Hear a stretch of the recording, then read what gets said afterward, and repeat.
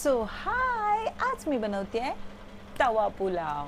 मी असं ऐकले की तवा पुलाव फक्त तव्यावरच बनतो, बट मी तव्यावर तर बिलकुल बनवणार.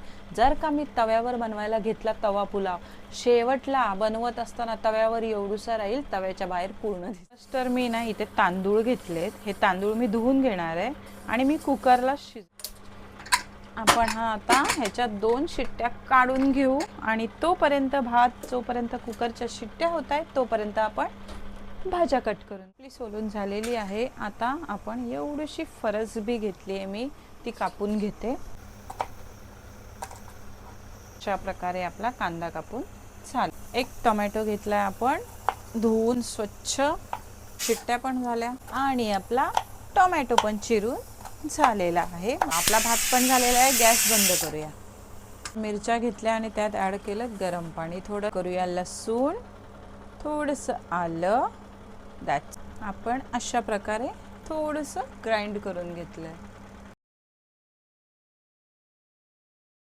मी ह्याच्यामध्ये आहे ना ॲड केला होता बटाटा स्वच्छ धुवून, म्हणजे कसं एक तीर में दो निशाने. इकडे आपण आता कढई ठेवू. आपण हे थोडंसं तेल ॲड करूया.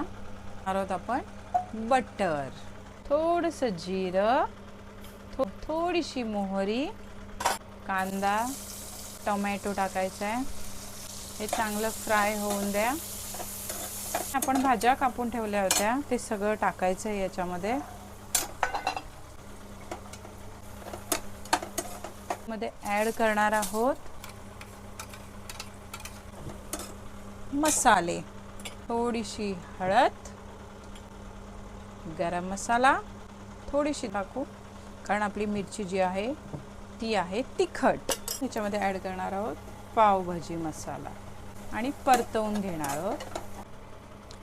कोथिंबीर तर टाकायची आहे, कोथिंबीर स्किप नाही करायची. थोडं स्टीम झालंय तर आता आपण ह्याच्यामध्ये ॲड करणार हा राईस.